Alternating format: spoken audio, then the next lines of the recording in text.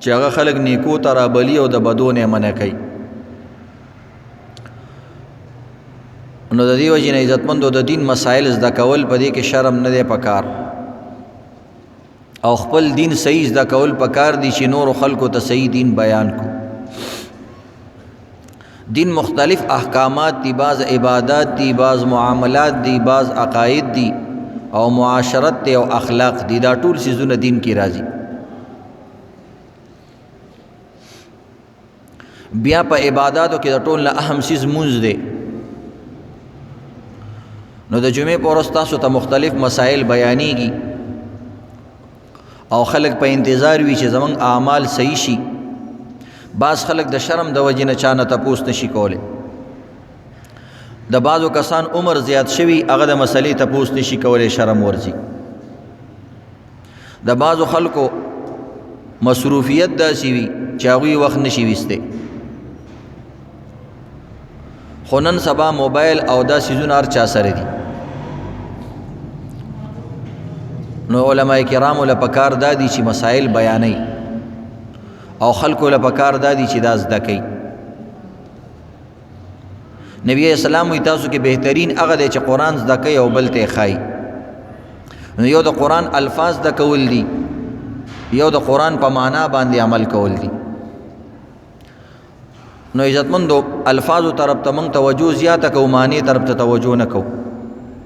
دا څومره مسائل چې کوم دي دا د دین او د شریعت او د قرآن معنا ده. د مونځ طریقه، د زکات، د حج طریقه او د ټولو خبرو نه ځان خبرول، دا قرآن باندې عمل کول دي. نو دې حوالې سره بعضې کسان تپوس کوي مختلفو مسلو.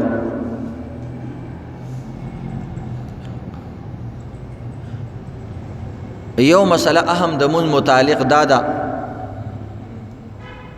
چې یو انسان جمع لراشي او جماعت سره مونځ کوي او یو څو رکعتونه تیتلی وي، نو دا انسان به دا باقی مانده رکعتونه څنګه کوي؟ داسې مونځګزاري ته مسبوق مونځګزاري ویلی کېږي عربۍ کې. امام څو رکعتونه کړي دي چې یو رکعت، دو رکعته، درې یا څلور رکعتونه. اوس د امام سره نیت وتړو نو دا باقي رکعتونه که یو ته پاتې دی، که څلور دي، که درې دي، که دوه دي، دا به څنګه کوي؟ نو ډېرو کسانو له دا طریقه نه ورځي چې کله یو انسان امام لراشي او امام سره میلاو شي او د ده نه رکعتونه تلي، نو دا به نیت وتړي امام سره به شامل شي چې امام هر حالت کې وي فوراً امام سره شریکېدل پکار دي. البته چې د کم رکعت رکوع تا ته میلاو نشي نو هغه رکعت تا ته میلاو نشو. رکوع پورې کې امام پسې راورسېدي او امام دې لاندې کو نو دغه رکعت تا ته میلاو شو. او چې امام د رکوع نه پاسېدلی وي، سجده کې وي، نو تاله پکار بیا هم دا دي چې ته امام سره سجده کې میلاو شي، خو دغه رکعت به پکې نه شماري. ځکه حدیث کې راځي چې چا رکوع لاندې کړه نو د رکعت لاندې کو. نو چې رکوع دې لاندې نه کړله او امام سره شریک نشوي نو بس تا ته رکعت میلاو نشو. بهرحال عزتمندو چې بیا د نه یو رکعت مونځ تلی دی، نو بس چې کله امام سلام وڅرخي پابسې کې یو رکعت مونځ به وکړي، څنګه به یې کړي؟ آسانه خبره دا ده چې څنګه د کم رکعتونه د قضا شوي هم هغه رکعتونو قضا به کړي. په څلور رکعته مونځ کې اول دوه رکعتونه دي کې صورت وي او اخري دوه رکعتونو کې یا اخري یو رکعت کې صورت نه وي. د فرض مونځ داسې مسله ده، سنت او د نفل په هر رکعت کې به صورت وي. خو چونکې امام سره خو زمونږ فرض مونځي، نو دی وجې نه دغلته انسان پریشان شي چې دا باقي رکعتونه به ډک کوم که تش به کوم، صورت به پکې ویم که نه ویم. نو مختلف رکعتونه انسان نه پاتې کېږي. یو رکعت د نتلی دی او نور رکعتونه د امام سره کړي دي، نو بس پابسې کې یو رکعت به وکړي. او عموما د انسان نه د شروع رکعتونه ځي، اخیری رکعتونه چې شروع د نتلی وي نو اخیری د نتلی شي. نو د شروع رکعت تا نه تللی دی نو اسانه خبره ده د شروع رکعت کی صورت وي نو بس ته هم پکې صورت وي که دوه رکعتونه د نه تلي دي نو د شروع رکعتونه د نه تلي په شروع دوه رکعتونو کې صورت وي نو چې ته پاسېږي نو هغه دوه رکعتونو کې هم صورت وي که درې رکعتونه د نه تلي دي نو پته ولګي د دوه د نه ډک رکعتونه تلي یو د نه خالي تش رکعت ورته موږ وایو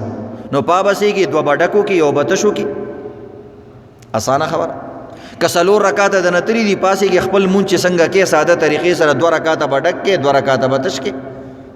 دغه ساده طریقه ده د مونځ خو بعضې کسان چې کوم عربستان یا دغه ملکونو کې اوسېږي نو هلته مختلف مذهبونو والا خلک جمع شوي نو هلته د هغوی بعضې نور مسلکونه داسې دي چې کله وایي انسان قضا مونځ کوي یعنی مطلب کوم رکعتونه چې دې تلي دا ځان له کوي نو هغوی وایي تش رکعتونه به کوي نو به دا د هغوی مسلک دی که هغوی داسې مونځ کوي قلارې دی کوي تاله د خپل مسلک نه او د خپل مذهب نه ځان خبرول پکار دي من هغوی ته وایو چې مثلا تا څلور رکعته مونځ دی امام سره د اخري دوه تش رکعتونه ومومل چې واپس پاسېږي هغه دوه رکعتونه هم تش وکړي نو موږ دا خو د ټول مونځ تش وکړو په یو رکعت کې هم دې صورت ونه ویلو ځکه امام سره چې تا کوم دوه رکعته وکړه هغې کې هم صورت امام ونه ویلو او دا ته چې دوه رکعته وکړل نو دا خو تا ټول مونځ د صورت نه خالي وکړو نو په مونځ کې صورت ویل خو شته که نه نو د دې وجې نه موږ وایو عزتمندو چې تا نه کوم رکعتونه تلي هم هغه به کې تش رکعتونه د امام سره وکړو بس خبره ختمه او ډک رکعتونه د نه تلي دي دوه دي که یو دي نو بس ډک رکعتونه وکړه دا اسانه مسله ده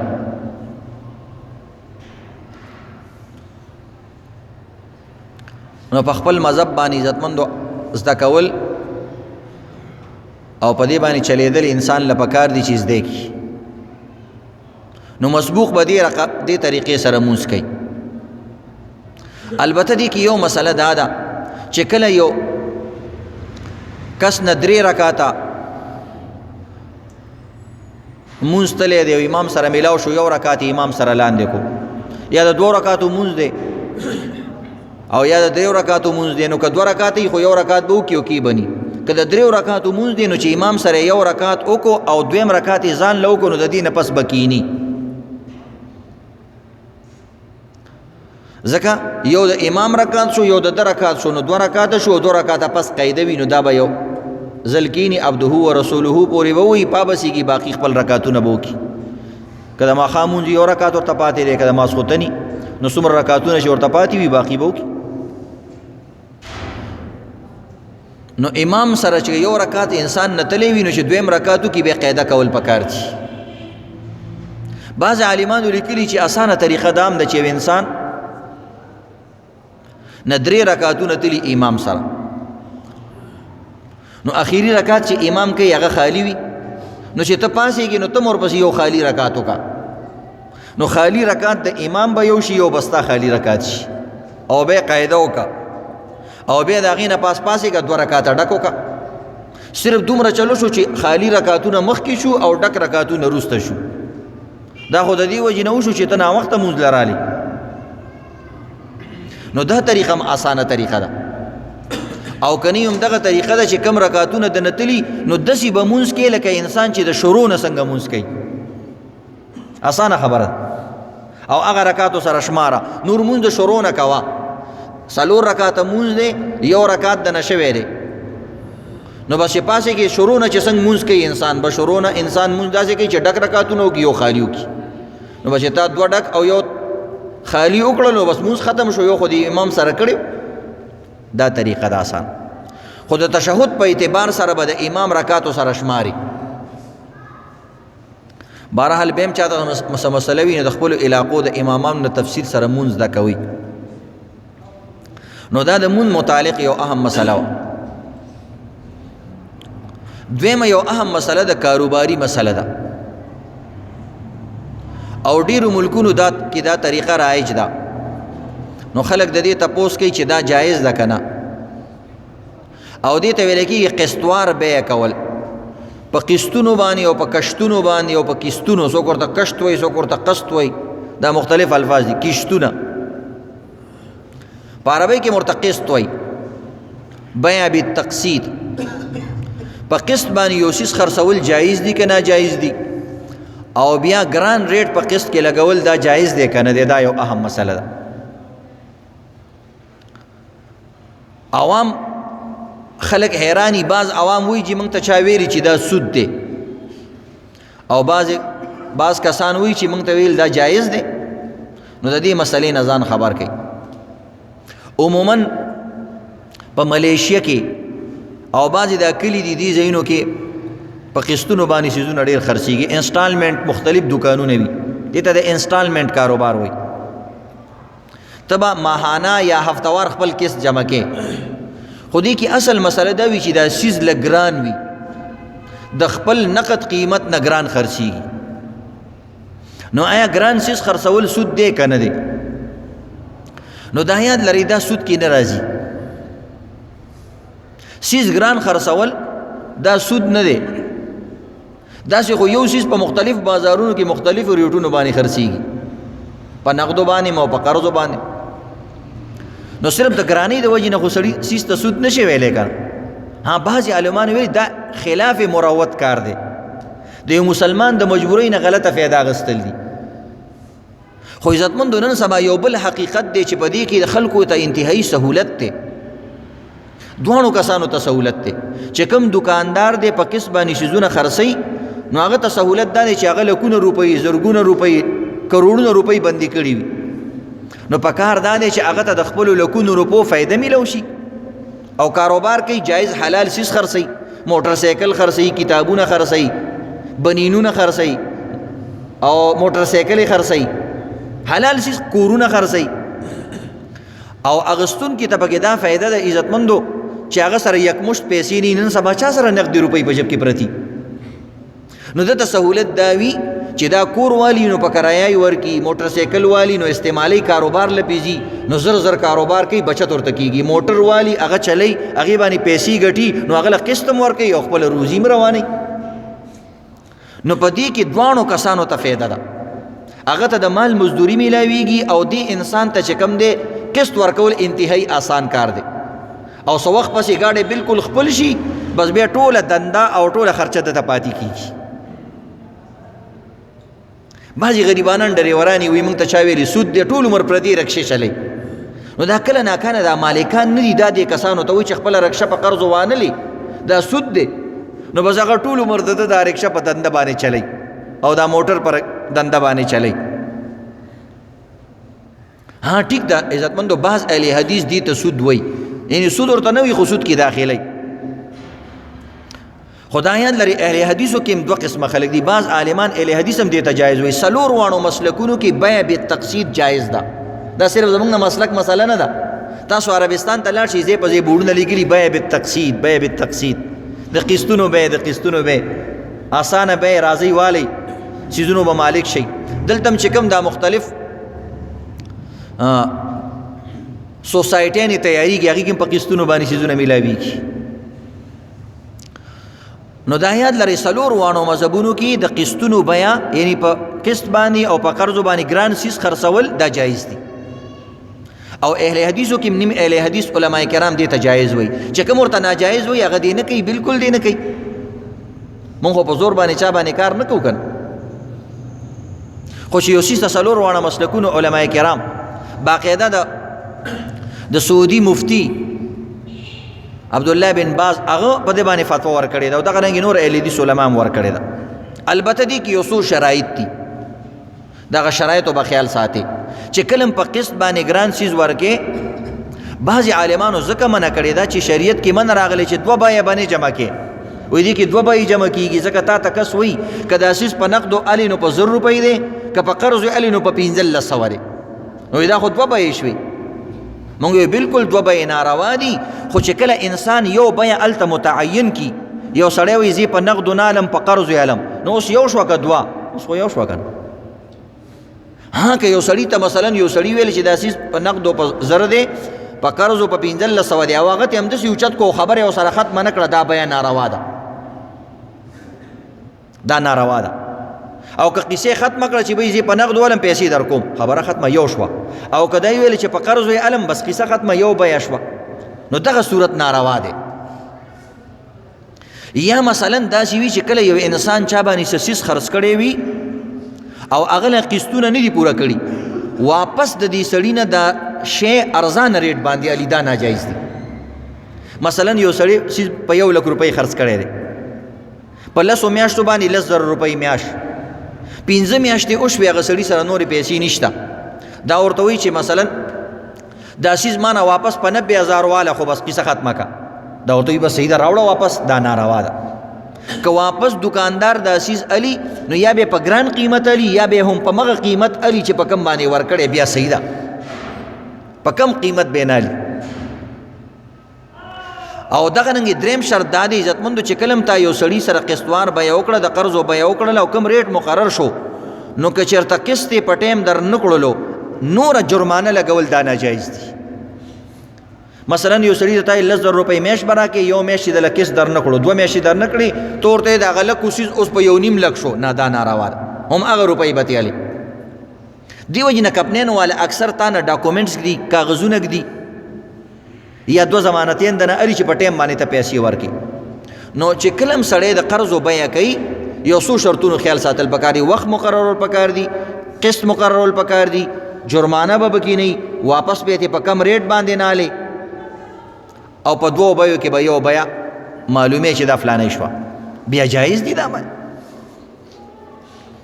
نو بهرحال عزتمندو دا د قسطوار بیې په باره کې مختلفو ممالکو کې دا کی. ملیشیا کې اکثر هلکان موږ ته وایي، ټلیفون کوي، وایي چې دلته ټول همدغه د قرضو سیسټم دی. نو په دې کې د دواړو دپاره سهولت دی، خیر دی که انسان د دې نه فایده لي، ناروا نه دی، صحیح ده، خو د دې شرطونو به خیال ساتي. درېمه یو اهم مسله د هغه مونځ سره تعلق لري. عربستان کې او عرب اکثر عرب اماراتو کې الته دا یو رواج دی او دا یو طریقه ده چې تاسو کم خلک الته منځونه کړي وي یا سفرونه باندې تللی، نو تاسو ته به پته وي الته په یو جماعت کې 10 شل جمع کېږي، او دغه رنګ یو کس به ولاړي مونځ به کوي، 10 کسان به راشي شاته به ورپسې ودرېږي. هلکه دې سړي له مونځ ورځي او که نه ورځي، اکثر پکې اجمیانې مخکې ولاړي، هغوی له پوره صورتونه پوره مونځ طریقو باندې خبر نه، او لوی عربي به وي، تکړه حافظ به وي، راشي هغه پسې به نیت وتړي. نو داسې 10 جمع کوي روان. نو دې کې 2 مسلې دي، آیا دویمه جمع کول پکار دی او که نه؟ او دویمه مسله دا ده چې هر مونځګزاري پسې مونځ کېږي که نه کېږي؟ کېدای شي هغه نفل مونځ کوي او ته فرض کې. نو بعضو مسلکونو کې د دې گنجایش شته چې هر چا پسې هر یو مونځ کېږي، د هغوی مسلک کې دا مسله ده. من احناف یو، زمونږ مسلک کې دا مسله سخته مسله ده چې چا پسې مونځ کې نو امام به د دې مونځګزاري مقتدینه په درجه کې اوچت وي یا به زیات وي. لکه اوس ګوره ګاډی دی که نه، وړوکي انجن پسې چې غټ ګاډی وتړي نه راکاږي، او غټ انجن پسې واړه ګاډي تړار سو نه راکاږي. نو موږ امام مثال د انجن دی، مضبوط پکار دی. نو د دې وجې نه د فرض مونځ پسې فرض مونځ کېږي، فرض مونځ پسې نفل هم کېږي. یو سړی فرض مونځ کوي او د نفلو ټیم وي، بل ملګری وي اسې ناستې مرازه ده پسې ودرېږه او نفل نیت ورپسې وتړي، ښه خبره ده، خو چې د نفلو ټیم وي. خو هلته د دې شیزونو خیال نه ساتلی کېږي، بس یو کس دی مونځ یې وکړلو، بس مونځ ته مخکې شو. بعضې کسان داسې وي مثلا هغوی نه رکات تلی وي، امام سلام وسرخي، دا خپل رکات ته پاسېږي، دوی راشي وروسته ورپسې ودرېږي. هلکه هغه خپل هغه یو رکات قضا کوي، هغه چې یو رکات وکړي سلام وسرخي، نو دا زمونږ بعضې کسان عربیانو ته ګوري شاته ورپسې ولاړي، بیا چل نه ورځي چې اوس دا نور څنګه وکړم. نو دی وجې نه عزتمندو پهله خو مسله دا ده زمونږ په نسب باندې دویمه جمع په جماعت کې نه ده پکار، چې کوم جماعت کې باقاعده امام وي، اذان کېږي، یو د لهرې جماعت دی، نو داسې جماعت کې دویمه جمع نه ده پکار، ځکه دې کې د اول جمع چې کوم فوقیت او فضیلت وي او هغه اهمیت وي، هغه د انسان د زړه نه وځي. بس هر یو سړی وایي مړه مالم راځي، چاته وایي جمع کېږي، لاړ به شو کنه هلکه جمع د نجی مړه زه به خپله جمع وکم کنه نور ملګري ناست دي هلکه راځه مونځ له نه ځي وایي مړه زه به درېیمه وکمه کنه بل ته هلکه ته نه ځي وایي زه تاسو وکړئ زه به څلورمه وکم کنه نو د هغه مونځ چې کوم اصل هغه روح دی او شریعت دا غواړي چې دا ټول کسان په یو ځای را جمع شي هغه خبره دلته ختمه شي داسې خو ته کور کې هم کولی شي هر ځای کې کولی شي نو د دې وجې نه عزتمندو موږ له احتیاط پکار دی که بالفرض یو انسان دویمه جمع کوي هلته نو بیا شاته مسجد کې یا بیل ځای کې جدا ځای کې کول پکار دي او چې کیم نو بیا د دې مسلو خیال ساتل پکار دي سړي نه تپوس کول پکار دي چې وایي ته نفل کې که فرض کې نو چې انسان ته پته وي چې د فلاني فرض نه دي کړي نو بیا هغې کې د یو کس مخکې شي او هغه د جمع ورکړي د دې خو د احتیاط وکړي که نه د دې وړې خبرې ځکه زموږ مسلک کې نفل چې امام کوي فرض ورپسې نه کېږي دا زموږ مسلک کې دا اهم مسله ده بلکې زموږ مسلک کې دا خبره ده که یو انسان فرض مونځ هم کوي او هغه څه غلطي ته نه شوي وي د غلطۍ د وجې نه ورته امام صاحب ویلي چې دا فرض دوباره وکړه دې انسان پسې بل انسان فرض مونځ نشي کولی ځکه دا اصل کې د فرض مونځ خو ادا شوی دی خو د غلطۍ د وجې نه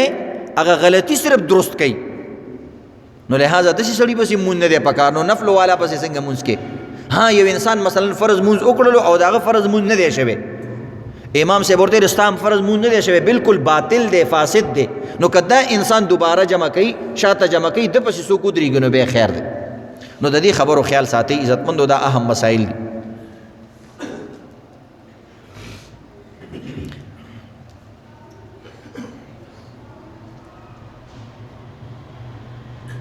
د دې نه علاوه عزتمندو بعض اهم مسایل دي خلک د هغې تپوس کوي بعضې زنانه وي د هغوی اکثر بعضې زنانه وي د هغوی خاوندان غیب شي د مړ ژوندي هېڅ پته نه لګېږي چې دا سړی ژوندی دی که مړ دی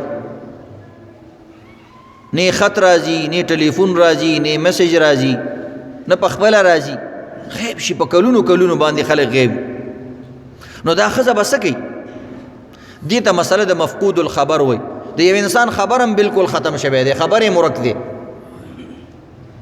چې هلکه سړی ژوندی دی که مړ دی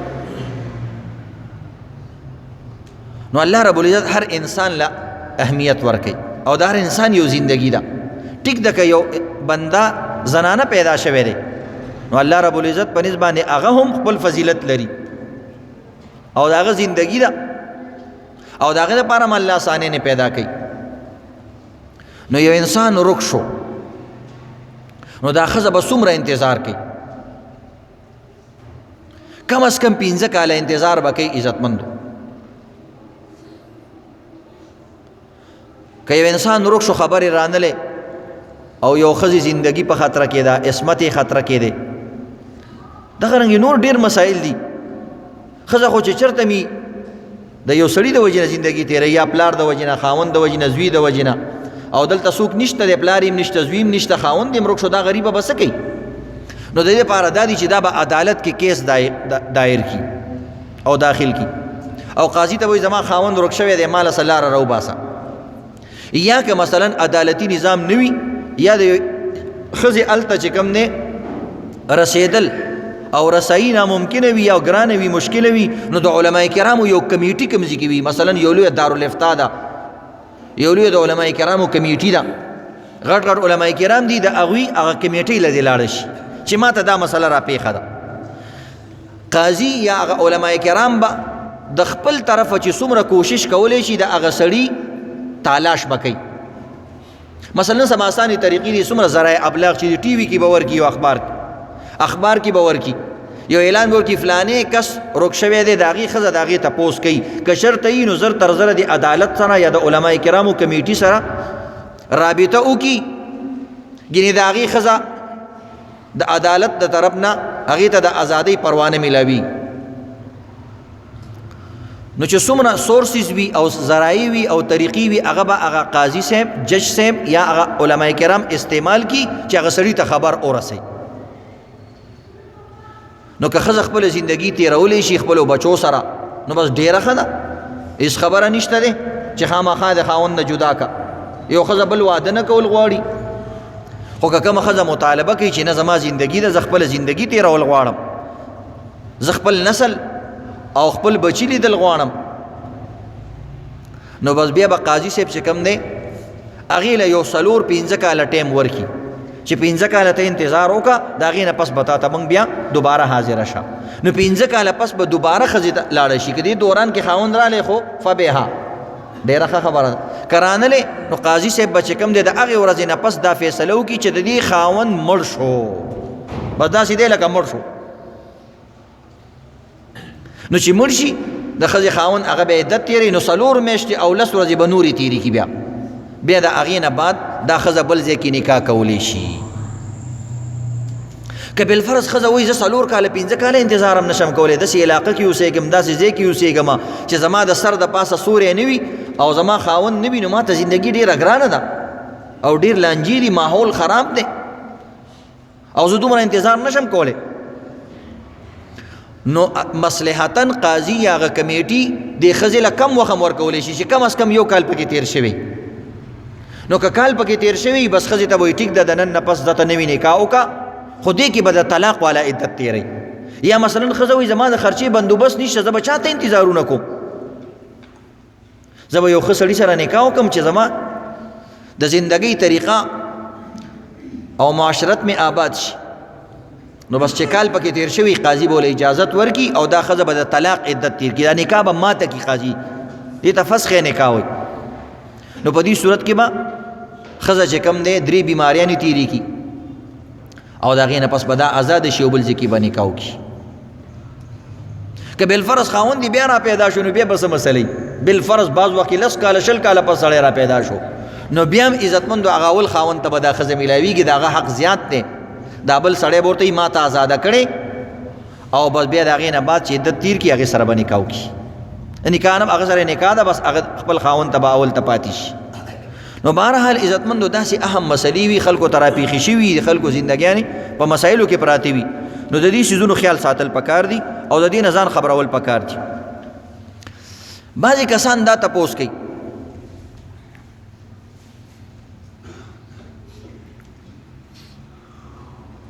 چې یو ښځه مړه شي نو خاوند له غسل ورکولی شي یا نه، یا خاوند مړ شي نو ښځه له غسل ورکولی شي که نه. د دې مسلو خاریو کې ضرورت نه پیښیږي، خو بعضې ځایونو کې د دې ضرورت را پیښیږي. نو بهتره خبره خدا د عزتمندو او صحیح اسلامي قانون خدا دی چې کله سړی مړ شي نو سړي له غسل ورکول پکار، او چې ښځه مړه شي ښځو له غسل ورکول پکار دي. چې هر څوک ښځي د رشته دارانو حق زیات وي چې رشته داران به هغې له غسل ورکوي او دا فضیلت لري. خو که بالفرض یو ځای کې داسې راشي د یو ښځې خاوند مړ دی او مردانه څوک نشته، مړی دی خرابېږي او زر تر زر دفن کول پکار دي. په تدفین کې تعجیل کول، تلوار کول دا بهتره خبره ده، ځکه زر مسلې را پیښیږي. لږ مړی بوی شروع کړي بیا خلک ګنده ګنده خبرې کوي، وایي دا څه چلو دا څه چلو فلانې چلو ډینګرې. نو هر څیز کې دینی دغه تدفین او تجهیز او تکفین په دې څیزونو کې تلوار پکاري، جلدی پکاري. بهرحال که سړي نشته نو ښځه خپل خاوند له غسل ورکولی شي. بعض خلک وایي چې د دې نکاح خو ماته شوه، نو دا یاد لرئ عزتمندو په ښځه باندې عدت هم وي، عدت به دا د خاوند په کور تېروي. نو عدت دوران کې دا مکمل لا د خاوند د نکاح نه فارغه نه وي، ځکه خو عدت تېروي چې مکمل فارغ وي نو بیا عدت څه دپاره تېروي. نو دې دوران کې دا د دې خاوند دی او غسل ولا ورکولی شي. البته که ښځه مړه شي نو په سړي باندې چونکې عدت نشته نو په هغه ټایم باندې نکاح ماتېږي. نو دې وجې نه صرف دومره رعایت شته چې ښځه مړه شي نو که خاوند غواړي د دې مخ کتی شي نور غسل به وله سړی نه ورکوي، خاوند به وله غسل نه ورکوي، ښځې به دې له غسل ورکوي. نو دا مختلف مسائل دي عزتمندو، د دې نه ځان خبرول پکار دي. د زکات متعلق خلکو تپوس کړی، تیره جمعه هم درته دا بیان کړي چې په کومو څیزونو باندې زکات شته. بعضې څیزونه داسې دي چې په هغې باندې زکات نشته، د هغې نه ځان خبرول پکار دي. نو دا یو اهم مسله ده، په کومو کومو څیزونو باندې زکات نشته. نو عزتمندو دا یاد لرئ د انسان د اوسېدلو چې کوم کور دی په دې باندې زکات نه وي، اگر چې دا د لکونو کروڑونو روپو وي چې انسان پکې اوسېږي او دغه رنګې سورلۍ باندې د انسان زکات نشته. چا سره موټر سایکل دی، 2-3 بچي دي، هر یو له بیل بیل موټر اغستی، بیل بیل کاروبار کوي، هغه خپل ځان لزان دکان ته ځان رسوي. نو دغه د استعمال چې کوم موټرې دي، سورلۍ ده او سواری ده، په دې باندې زکات انسان باندې نه لازمیږي اگر چې ګران څیزونه وي. د انسان د بدن کپړې دي، په دې باندې زکات نشته. د بدن د استعمال څیزونه دي سیوا د سونی او د چاندۍ نه. سونی او چاندي داسې څه دي هغې کې هر حال کې زکات دي. او د بدن کپړې په دې باندې که ګرانې کپړې دي، ډېرې ګرمۍ سردۍ بیرې دي، په دې باندې زکات نشته.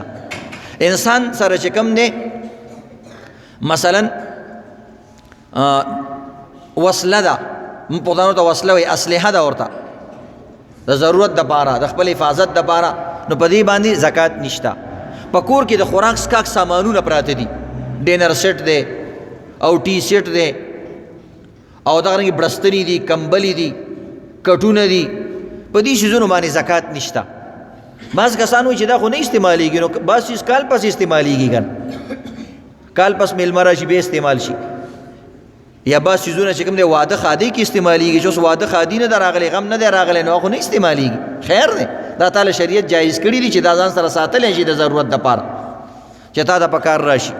البته د ضرورت نه زیات چیزونه ځان سره ساتل چې بالکل پکارېږي نه، هغه اسراف کې راځي. نو بهرحال عزتمندو د خوراک څښاک قالین دي تاسو سره کور کې، یا مثلا یو کاروباري سړي دی هغه سره اوزار دي، اوزار چې ورته موږ وایو کاروباري اوزار، دا کوم چې پېښور خلک وي مختلف پیشې کې، لکه ترکاڼ، پریس والا، مختلف چیزونه هغوی سره مثلا فریزرې پرتې وي، یا مشین دی او سره په هغې باندې کار کوي، رنده ده.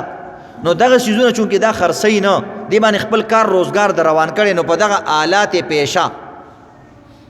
په دې چیزونو باندې هم زکات نه وي، اگر چې دا ګران چیزونه وي. بعضې مشینونه د 10 لکو د 20 لکو روپو مشین دي، یا درزي دی هغه سره مشینونه دي، یا پیکو مشینونه دي چا سره لوپټې وغیره دا پې کوي، نو دې باندې خو دا خپله روزي ګټي.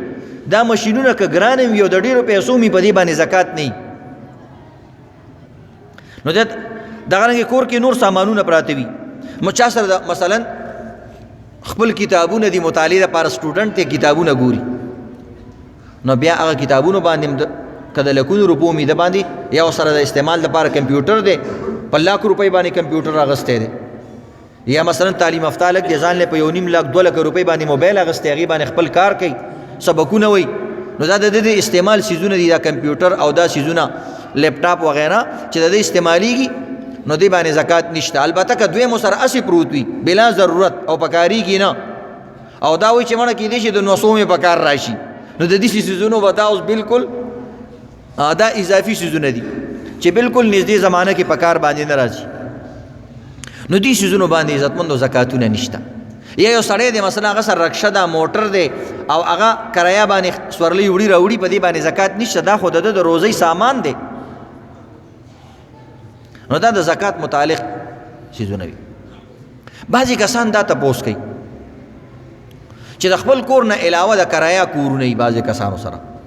په کرایه باندې ورکړي، نو دا یاد لري عزتمندو په دغه کورونو باندې هم زکات نه وي. البته د دې نه چې کوم انکم راشي، کوم بچت راشي، کومې پیسې تا سره راشي، نو هغه پیسې که تا سره جمع کېږي او نصاب ته رسي، نو بس زکات به ورکې. یا بعضې مزدورکاره خلک وي، په تنخوا باندې کار کوي، بارو ملکونو کې، دلته وي، نورو ځایونو کې وي، هغوی سره تنخوا وي، د چا 1.5 لک 2 لکه روپۍ تنخوا وي، خو بس هغه روپۍ چې څنګه دله ورکي مالک، نو دا پکې څه خپلې خرچې وساتي، څه کور ته راولېږي، څه بل ځای ته، نو بس تنخوا خو ختمه شوه. که 1.5 لک 5 لکه روپۍ ستا تنخوا ده، خو میاشت کې خرچ کېږي، نشته په دغې زکات. د زکات اسانه طریقه دا ده چې تا باندې کله 50-60 روپۍ تا سره په کومه ورځ رالی، په دې ورځ باندې ستا د زکات ورځ سټارټ شوه، دا ورځ ځان سره یاده ساته. بیا چې کله دغه ورځ راشي، نو بس په هغه ورځ باندې حساب کتاب وکړه چې څه د سره وي، که یو ورځ مخکې راغلی وي، او که 10 ورځې مخکې راغلی وي، او که کال مخکې راغلی وي، بس هغې زکات ورکړه. بس د مین حسابونو کتابونو ته پکې ضرورت نشته. منځ کې تاسو اغستې دي خوړلې دي خرج کړي دي مثلا یو سړي 1 کروڑ روپۍ وي خو لا کار یې نو پوره شوی نو په دې دوران کې په کور واغستو بس کیسه ختمه حق ورځ ته خیال ساته چې په کوم ورځ ته زکات ورکې اسلامی کال چې هغه ورځ کله راشي نو په هغه ورځ باندې زر ځان سره کیلکولیشن وکړه شمار وکړه نقدي روپۍ څومره دي او قرض زما په خلکو څومره دی او سونا را سره څومره ده چاندي را سره څومره ده تجارتي مال را سره څومره دی چې تا باندې کوم قرض یې هغه ته ماینس کا باقي زکات ورکړه دا اسانه طریقه د عزتمندو بهرحال مسائل ډیر زیات دي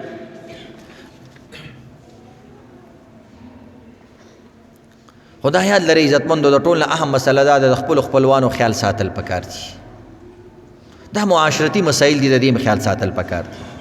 دا سینه چې په عبادتو کې ته ډیر لګیا شي او معاشرت د نه پاتې شي د رور خیال ساتل د مور خیال ساتل د خور خیال ساتل د دې شیزونو خیال ساتل پکار دي د جګړې فسادونو د دې نه ځان ساتل پکار دي بعضې کسانو سره پیسې ډېرې وي خو هغه د خپلولۍ نه محروموي د مینې او د محبت نه محروموي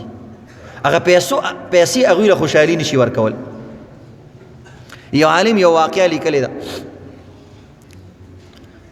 چې یو ورځ یو سړی هغه په ګاډي کې روان و ریل ګاډي کې یو بوډۍ ښځه وه هغه بوډۍ ښځه د دې هلک نه تپوس کوي چې بچیه ته مسلمان یې هغه ورته ویل او زه مسلمان یم دا امریکنۍ یا د یورپ څوک ښځه وه نو دې مسلمان ته ویل چې ستاسو باره کې ما اورېدلي چې تاسو د وعدې ډېر پابند یې او واده خلافي ته منافقت وایي نو ته ما سره یو واده وکړه چې زما یو کار به کې هغې ورته ویلې بوډۍ ابۍ خبره خو دې درسته ده چې زموږ اسلام کې د وعدې ډېر زیات تاکید راغلی دی خو پته نه لګي کار به زه وکړی شم که نه زه تا سره څنګه واده وکړم ویل نه بچې خبره ډېره اسانه ده او ستا وس کې داخله ده طاقت دې پې شته اسان کار دی د 5 منټو کار دی بس ده ورته ویل ټیک ده زه سره واده کوم چې که زما په طاقت کې وي نو زه به هغه کار کوم دې ښځې ورته ویل ته ما ته روزانه صرف 15 منټه کلیکټ کال کوه کلیکټ کال دې ته وایي چې ته به ما ته کال کې او پیسې به زه ادا کوم دا یو سیسټم دی نو چې داسې کال کې پیسې به هم زه ورکوم خیر دی خو ته ما ته 15 منټه کې د ورځې یو ټلیفون کوه او د دې ستا د ټلیفون پیسې به هم زه ادا کوم وایي ما ورته ویلې چې ابۍ ستا بچي نشته وایي ما ته چې زما بچي شته 2 بچي مې دي خو هغوی په بهرو ملکونو کې اوسېږي او هغوی خپل ښځو سره او بچو سره خوشحاله دي پوره کال کې ما ته ټلیفون نه کوي نو زه مالداره ښځه یم غټ کور مې دی پنشن علم او ښه ښایسته کور مې دی خو زه په هغې کې ځان له اوسېږم نو ما ته خپل بچي ډېر رایادېږي نو د نن نه پس ته زما زوی شوې نو ته ما ته د ورځې یو 15 منټه کال کوه نو د دې 15 منټو به زه ټوله ورځ انتظار کوم نو زما ټوله ورځ به په خوشحالۍ کې تېرېږي چې اوس ما ته بچی کال کوي اوس ما ته زوی کال کوي اوس زما اولاد ما ته ټلیفون کوي نو د دې وجې نه 15 منټه ما ته کال کوه نو داسې زندګي نه دا هغه میندې وي چې د خپلو بچو دپاره خپل زندګي قربان کړي ډېرې میندې دا چې د هغې خاوندان مړه شي په ځوانۍ کې او یو بچی وي ټول عمر هغه یو بچي ته تیر کړي ټول عمر هغه یو لور ته تیر کړي چې زما لور به غټېږي زما بچی به غټېږي د امریکې او د یورپي سوسایټي کې دا قلت دی د دې سیز مینه محبت پکې نشته هر سیز د مطلب دپاره دی او د مطلق دپاره دی نور قانوني چیزونه د هغوی ډېر برابر دي خو مینه محبت په هغوی کې نشته لالچ دی ټول نو میندې نه دي یارول پکار بعضې کسان بار ملکونو ته لاړ شي په ګینټو ګینټو باندې دلته ملګرو ته ټلیفونونه کوي خبرې کوي مور ته یو ظلم چې کوم دی ټلیفون نه کوي نن سبا خو موبایلونه راغلي تا ته مور پکې هلته ښکاري تور ته ښکاري ستا د مور د تسلۍ دپاره کله ناکله یو کال هغې ته هم کول پکار دي یو ځل یو ښځه وه هغه د بچي نه تپوس وکوي بچه بوډۍ ښځه وه دې دیوال باندې څه ناستي او ورته وایي کارغه دی لږ ساعت پس بیا تپوس کوي بچیه تاسو وویل دا څه ناست دی ویلې کارغه دی لږ ساعت پس یې بیا تپوس وکړو ویل دماغ دې خراب دی ته په خبره نه پوهېږې کارغه دی که نه کارغه دا بوډۍ ابۍ دې بچي ته وایي بچیه ما د امتحان دپاره تا نه تپوس کو ته چې کله ماشوم یو ځل زما په غېږ کې ناست وې دقه شان رالی کارغه او د دیوال باندې کېناستو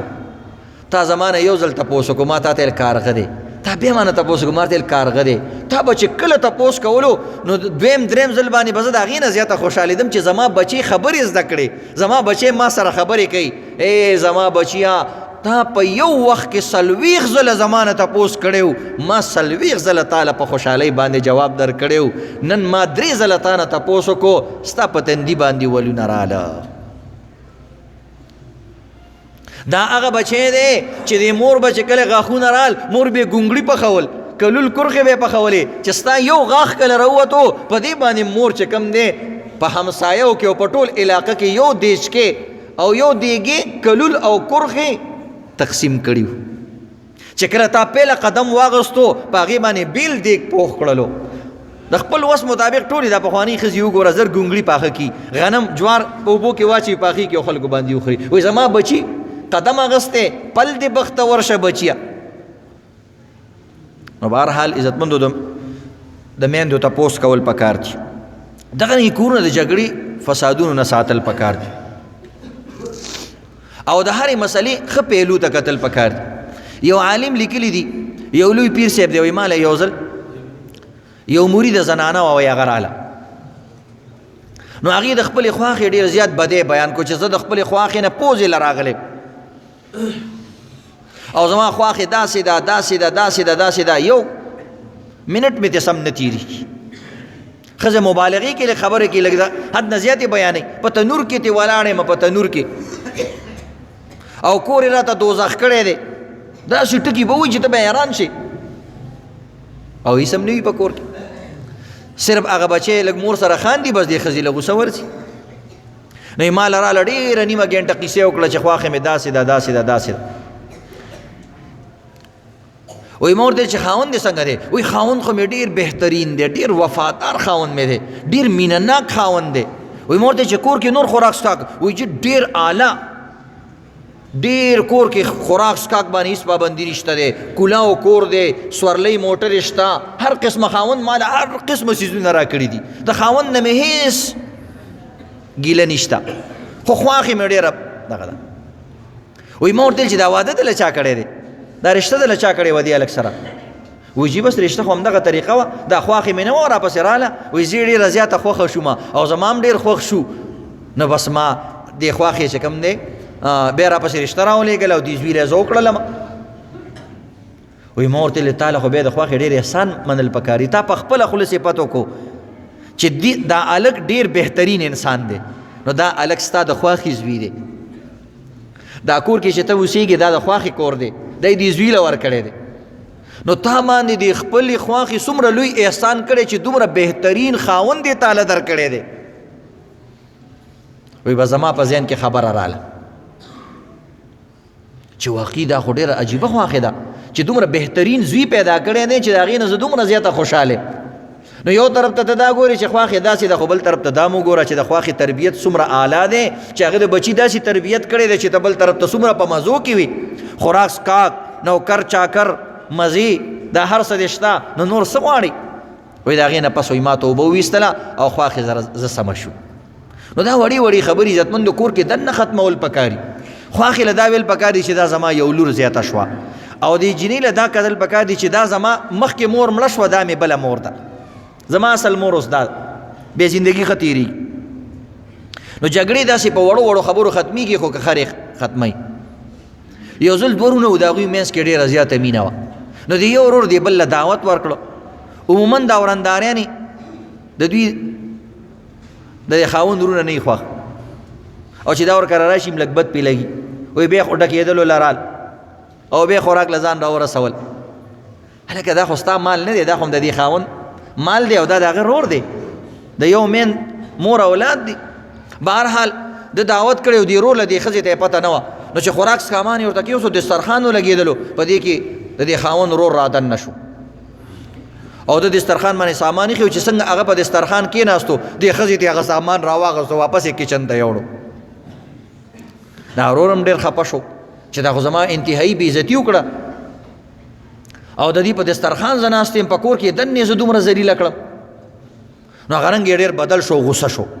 نو زه ورته دا بل ورور وایي ګوره وروره داسې چل دی چې یو ځل زم ستا په کور کې ناست وم دغه رنګې دعوت و زه درغلی وم او تا چې کله سالن کېغوستو نو ستا د کور یو چرګ راله او هغه سالن کې خوله وواله او هغه سالن یې خراب کړی نو ستا کور کې چرګې سالن خراب کړی زه غوسه نه شوم بیا ما تا سره روټۍ وخوړله بس ته داسې فرض کړه چې دې کور کې مې یو چرګ وراله په دې سالن کې خوله وواله او ګډ وډې کړو بس هغه سړی پوه شو چې دې کې مې ضرور غلطي نشته ښځې په وړو وړو خبرو باندې کله نه کله داسې کار کوي رونه خپل منځ کې واچي سخاوت پکار دی سخاوت کم خلک چې خپل ولی پالي او خپلو باندې خرچه کوي د دوی په زندګیانو کې رحمت برکت او عمر یې ډېرېږي صله رحمۍ سره عمر ډېرېږي دا یاد لرئ نو په وړو وړو خبرو یو بل سره فتنه فسادات دا څیزونه نه دي کول پکار دغه رنګ عزتمندو هر عمل چې انسان کوي په هغې کې د دین خیال ساتل پکار دي د عالم خیال د دین خیال د جماعت خیال او د مونځ خیال د خپلو شعایرو د جماعتونو د دې څیزونو خیال ساتل پکار دي په لاهور کې یو ځل واده نو په هغې باندې ډېره انتهایي بې دریغه خرچه کړې وه د جینۍ کور هم د الګ کور هم بهترین قسم کارډونه چاپ کړي د میاشتو میاشتو نه د هغې انتظامات شوي تر دې پورې چې په جنج کې او کم خلک راتله باراتیان د بارات والو جنجیانو ته چې کم نه یو د زر روپو هارم اچولو چې کم پلیټونه د هغې لپاره تیار کړي هغه خاص د دې واده لپاره صرف تیار شوي او په هغې باندې باقاعده د اډوکې نه تیار شوي پلیټونه او په هغې باندې د واده یادګار داسې تصویرونه څیزونه هم جوړ کړي اعلان یې کړی که څوک دا پلیټونه زموږ د واده د یادګار په طور باندې ځان سره وړي نو هم وړی شي قیمتي پلیټونه تیار شوي د الګ دپاره د چړیاګر نه هتی راو